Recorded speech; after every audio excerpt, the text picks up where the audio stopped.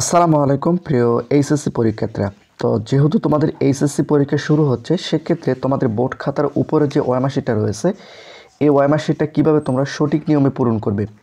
একই সঙ্গে এখানে তোমরা একটা সংখ্যা দেখতে পাচ্ছ। দেখো, এখানে তোমরা যে সংখ্যাটা দেখতে পাচ্ছ, এই সংখ্যাটা কোনো শিক্ষার্থী যদি লিখতে ভুল করে বা কোনো শিক্ষক যদি লিখতে ভুল করে, তাহলে তার ওই সাবজেক্টটা বাতিল হয়ে যাওয়ার সম্ভাবনা কিন্তু এখানে রয়েছে। তো এই সংখ্যাটা কখন তোমাদের লিখতে হবে, কখন শিক্ষকরা লিখে নেবে, এই ভিডিওর মাধ্যমে তোমাদের বিস্তারিত জানাবো। ভিডিওটি খুবই গুরুত্বপূর্ণ। ওয়াইমার শিটের মধ্যে যদি তোমাদের রোল নাম্বার, রেজিস্ট্রেশন নাম্বার কীভাবে ভুল হলে তোমাদের রেজাল্ট আসবে না, সেটা কিন্তু আমি তোমাদের এই ভিডিওর মাধ্যমে জানাবো। একই সঙ্গে রোল নাম্বার এবং রেজিস্ট্রেশন নাম্বার লিখতে যদি ভুল হয়, সেক্ষেত্রে তোমাদের করণীয়টা কি, সেটাও কিন্তু আমি তোমাদের এই ভিডিওর মাধ্যমে জানাবো, একই সঙ্গে দেখাবো। ভিডিওটি খুবই গুরুত্বপূর্ণ, তোমরা অবশ্যই সম্পূর্ণ ভিডিওটি মনোযোগ সহকারে দেখবে। তো প্রথম অবস্থায় তোমাদের কী করতে হবে, তোমরা যেহেতু এইচএসসি পরীক্ষা দিচ্ছ, সেক্ষেত্রে এইচএসসির উপর তোমাদের একটা টিক মার্ক দিতে হবে। তো এই যে এখানে তোমরা যে ওয়াইমার্কশিটটা দেখতে পাচ্ছ, এটা কিন্তু সকল বোর্ডের সেম একই, হয়তো কিছু পার্থক্য হতে পারে, তবে সেম একই হবে। এরপর এখানে তোমরা দেখতে পাচ্ছ 2001 দেওয়া রয়েছে। যেহেতু তোমরা কত সালে এইচএসসি পরীক্ষা দিচ্ছ, সেই সালটা কিন্তু এখানে তোমাদের লিখতে হবে। তো যেহেতু 24 সালে এইচএসসি পরীক্ষা দিচ্ছ, সেক্ষেত্রে এখানে 24 সালটা এখানে লিখে দিলাম। এরপর তোমাদের কী করতে হবে, এখানে তোমরা দেখতে পাচ্ছ পরীক্ষা জেএসসি, এসএসসি, এইচএসসি। যেহেতু তোমরা এইচএসসি পরীক্ষা দিচ্ছ, সেক্ষেত্রে এইচএসসি এখানে তোমাদের এটা বৃত্তটা ভরাট করে দিতে হবে। তো এখানে আমি বৃত্তটা ভরাট করে দিলাম। এরপর নিচে তোমরা এখানে দেখতে পাচ্ছ বোর্ড। তো এখানে কিন্তু সকল বোর্ডের নাম দেওয়া রয়েছে। তোমরা কোন বোর্ড থেকে এইচএসসি পরীক্ষা দিচ্ছ, সেই বোর্ডটা কিন্তু এখানে তোমাদের পূরণ করতে হবে। এমনও হতে পারে এখানে শুধুমাত্র তোমার বোর্ডের নাম দেওয়া থাকতে পারে, তোমরা শুধুমাত্র সেই বোর্ডটা তোমরা সঠিকভাবে পূরণ করে দিবে। অর্থাৎ তোমরা যে বোর্ড থেকে এইচএসসি পরীক্ষা দিচ্ছ, সেই বোর্ডটা এখানে পূরণ করে দিবে। তো আমি এখানে রাজশাহী বোর্ডটা পূরণ করে দিলাম। এরপর তোমাদের কী করতে হবে, এখানে যে রোল নাম্বার এবং রেজিস্ট্রেশন নাম্বার, বিষয় কোড এবং অতিরিক্ত খাতার ক্রমিক নাম্বার যেগুলো রয়েছে, এগুলো সম্পূর্ণ কিন্তু তোমাদের কালো কালির বল পয়েন্ট দ্বারা পূরণ করতে হবে। এগুলো কিন্তু সকল তথ্য কিন্তু তোমাদের কালো কালির বল পয়েন্ট দ্বারা কিন্তু লিখতে হবে। এখানে কিন্তু বলে দিয়েছে, তোমরা এখানে দেখো, অবশ্যই কালো কালি বল পয়েন্ট কলম দিয়ে বৃত্ত ভরাট করতে হবে কালো কালির। কেউ যদি রুল দিয়ে পূরণ করে, সেক্ষেত্রে সে ওয়াইমার্কশিটটা কিন্তু বাতিল হয়ে যাবে, বা সেই বোর্ড খাতাটা কিন্তু বাতিল হয়ে যাওয়ার সম্ভাবনা এখানে রয়েছে। তো তোমরা যখন রুল নাম্বার এবং রেজিস্ট্রেশন নাম্বার এগুলো যখন তোমরা লিখবা, তখন অবশ্যই তোমাদের এগুলো ডান দিক থেকে লিখতে হবে। আমি এখানে আগে লিখে নেই। দেখো, এখানে তোমাদের বোঝানোর ক্ষেত্রে লিখতেছি 1 2 3 4 5 6। আমি কিন্তু এখানে রোল নাম্বারটা লিখে নিলাম। এভাবে তোমাদের অ্যাডমিট কার্ড অনুযায়ী রোল নাম্বারটা এখানে সঠিকভাবে লিখে নেবে। এরপর রেজিস্ট্রেশন নাম্বারটা এখানে লিখতেছি। দেখো 1 2 2 3 4 5 6 7 8 9। তো এখানে তোমরা দেখতে পাচ্ছ রোল নাম্বার, একই সঙ্গে রেজিস্ট্রেশন নাম্বারটা কিন্তু আমি এখানে সঠিকভাবে লিখে নিলাম। এখন এখানে তোমরা দেখো, এখানে 2 দিয়েছি, ডবল 2 দিয়েছি। সেক্ষেত্রে এখানে ডবল 3 হওয়ার কথা, কিন্তু ভুল করে আমি ডবল 2 দিয়েছি। সেক্ষেত্রে তোমরা চেষ্টা করবে এটা যেন সঠিকভাবে পূরণ করা যায়, মানে যেন শিক্ষক বুঝতে পারে যে এটা 3, এমনভাবে তোমরা পূরণ করবা। আর যদি দেখো যে অতিরিক্ত কাটাকাটি হয়ে গেছে, সেক্ষেত্রে এখানে কোনো কাটাকাটি করার দরকার নেই। সঠিকটা তোমরা কী করবা, উপরে ওই ঘর বরাবর উপরে লিখে দেবে, তাহলে কিন্তু হয়ে যাবে। এরপরও যদি তোমাদের মধ্যে কোনো কনফিউশন থেকে থাকে বা কোনো সন্দেহ থেকে থাকে, সেক্ষেত্রে তোমাদের শিক্ষক অর্থাৎ তোমাদের যে গার্ড স্যার থাকবে, তাদেরকে ডাকবা, তাহলে সেই শিক্ষক কিন্তু এটা সমাধান করে দিবে। এটা নিয়ে তোমাদের ঘাবড়ানোর কিছু নেই।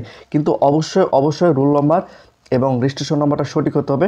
কারণ রোল নাম্বার বা রেজিস্ট্রেশন নাম্বার যদি ভুল হয়, তাহলে কিন্তু ওই সাবজেক্টের রেজাল্টটা আসবে না, সরাসরি ফেল দেখাবে। অবশ্যই তোমরা এটা মাথায় রাখবা। তো যেহেতু তোমাদের রোল নাম্বার এবং রেজিস্ট্রেশন নাম্বারটা লেখা হয়ে গেল, সেক্ষেত্রে এখন তোমাদের এটা পূরণ করতে হবে বা বৃত্তগুলো পূরণ করতে হবে। যখন তোমরা বৃত্তগুলো পূরণ করবে, অবশ্যই তোমরা সেগুলো বাঁ দিক থেকে পূরণ করার চেষ্টা করবে, তখন কিন্তু ভুল হওয়ার সম্ভাবনা খুব কম থাকে। তো কীভাবে বাঁ দিক থেকে পূরণ করবে, দেখো এখানে 9 রয়েছে, তোমরা সুন্দর করে বৃত্তর উপর ঠোকা দিয়ে আস্ত এখানে বৃত্তটা সম্পূর্ণ পূরণ করে দেবে। এখানে দেখো আমি সম্পূর্ণ পূরণ করে দিলাম। এরপর রয়েছে 8 ঘর আমি ধরলাম, ধরার পর এখানে সুন্দর করে বাইরের দিক থেকে ভিতরে আমি এটা পূরণ করে দিলাম। এরপর রয়েছে 7, এখানে তোমরা দেখতে পাচ্ছ 7 ওপর দিয়ে আমি এখানে সুন্দর করে পূরণ করে দিলাম। এরপর দেখতে পাচ্ছ 6 ঘরে আমি এখানে সুন্দর করে ভিতরটা ভরাট করে দিলাম। এরপর রয়েছে 5 ঘরটা আমি সুন্দর করে এখানে পূরণ করে দিলাম।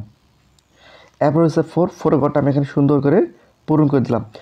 তোমরা চেষ্টা করো যেন বৃত্তের বাইরে না যায়। এরপর রয়েছে 3 ঘরটা আমি এখানে সুন্দর করে পূরণ করে দিলাম।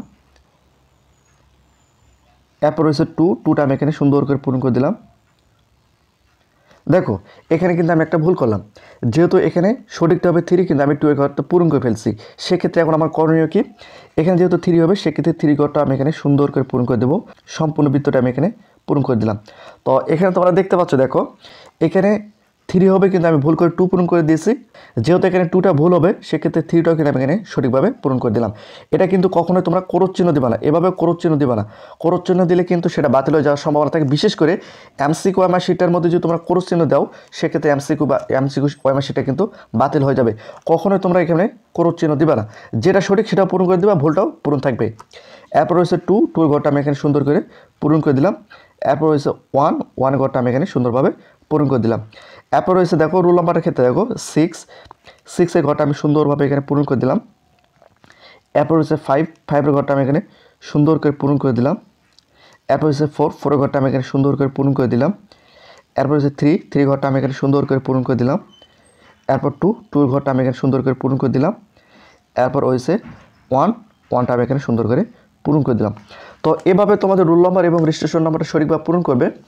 এখানে তোমরা দেখতে পাচ্ছ, দেখো যদি তোমাদের রেজিস্ট্রেশন নাম্বার বা রোল নাম্বার লিখতে ভুল হয়, সেক্ষেত্রে তোমরা কীভাবে লিখবে, এবং বৃত্ত ভরাট করার ক্ষেত্রে যদি ভুল হয়, সেক্ষেত্রে তোমাদের কী করতে হবে সেটা কিন্তু আমি এখানে পরিষ্কার করে দিলাম। এরপর রয়েছে তোমাদের বিষয় কোডটা তোমাদের যখন প্রশ্নপত্র হাতে দেবে তখন কিন্তু তোমরা বিষয় কোড জানতে পারবে। তো আমি এখানে জাস্ট তোমাদের বোঝানোর ক্ষেত্রে 107,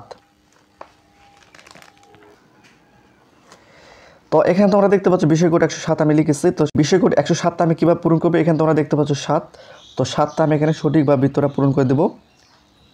এরপর হচ্ছে 0টা আমি এখানে সঠিকভাবে পূরণ করে দেবো। এরপর রয়েছে 1টা আমি এখানে সঠিকভাবে পূরণ করে দিলাম। দেখো এভাবে সঠিকভাবে তোমাদের বৃত্তগুলো ভরাট করতে হবে এবং সঠিকভাবে রোল নাম্বার, রেজিস্ট্রেশন নাম্বার, বিষয় কোড এগুলো তোমাদের পূরণ করতে হবে। আর অতিরিক্ত খাতা যখন তোমরা নেবে তখন কী করতে হবে, দেখো এখানে তোমরা মনে করে একটা অতিরিক্ত খাতা নিয়েছো, সেক্ষেত্রে বৃত্তটা ভরাট করে দিবা, এখানে 1 লিখে দিবা। আরেকটা অতিরিক্ত খাতা নিয়েছো, বৃত্তটা ভরাট করে দিবা, তারপর এখানে 2 দিবা। আরেকটা খাতা নিয়েছো, সেক্ষেত্রে সেটাও তোমরা এখানে পূরণ করে দিবা, তারপর এখানে 3 দিবা। এভাবে সিরিয়াল অনুযায়ী তোমাদের যাবে। তো বিষয়টা হচ্ছে যে এই বোর্ড খাতার ওএমআর শিটটা পূরণ করার ক্ষেত্রে তোমাদের 3টি বিষয় তোমাদের লক্ষ্য রাখতে হবে। 1 নম্বর হচ্ছে রোল নাম্বার, 2 নম্বর রেজিস্ট্রেশন নাম্বার, 3 নম্বর হচ্ছে তোমাদের এই সিরিয়াল নাম্বার। এই সিরিয়াল নাম্বারটা বিষয়টা একটু পরিষ্কার করে দিই। এই সিরিয়াল নাম্বারটা কখন তোমাদের লিখতে হবে, যখন তোমাদের এমসিকিউ ওএমআর শিটটা নিয়ে যাবে শিক্ষক, তখন হয়তোবা তোমাদের লিখতে পারে, অথবা তোমরা যখন বোর্ড খাতা লিখবা তখন হয়তো শিক্ষকেরা এই সিরিয়াল নাম্বারটা আসে লিখে নিতে পারে বা তোমাকে লিখে দিতে হতে পারে। এবং যখন শিক্ষকেরা এখানে সাইন করবে এবং তারিখ দেবে, তখনও কিন্তু শিক্ষক এটা চাইলে লিখে নিতে পারে। তোমরা মাথায় রাখবা, এটা যেন ভুল না হয়। এই সিরিয়াল নাম্বারটা কিন্তু খুবই গুরুত্বপূর্ণ। এটা ভুল হলে কিন্তু তোমাদেরকে অনেক বড় একটা সমস্যার সম্মুখীন হতে হবে। তো সিরিয়াল নাম্বার, রেজিস্ট্রেশন নাম্বার এবং রোল নাম্বার এগুলো যেন কোনো প্রকার ভুল না হয়, কোনো প্রকার কাটাকাটি যেন না হয়। এবং কাটাকাটি হলে তোমাদের কী করতে হবে, প্রত্যেকটা বিষয় কিন্তু আমি এখানে পরিষ্কার করে দিলাম। তারপরে যদি তোমাদের মধ্যে কোনো কনফিউশন থেকে থাকে, অবশ্যই তোমরা সেটা নিচে কমেন্ট করে জানাবে। তো তোমাদের এমসিকিউ ওএমআর শিটটা কীভাবে পূরণ করতে হয় এই বিষয়ে অতি শীঘ্র এই চ্যানেলে ভিডিও আপলোড করে দেওয়া হবে। তো তোমরা যারা এখনও এই চ্যানেলটিকে সাবস্ক্রাইব করনি, চ্যানেলটিকে সাবস্ক্রাইব করে রাখো, অতি দ্রুত ভিডিও এই চ্যানেলে আপলোড হয়ে যাবে।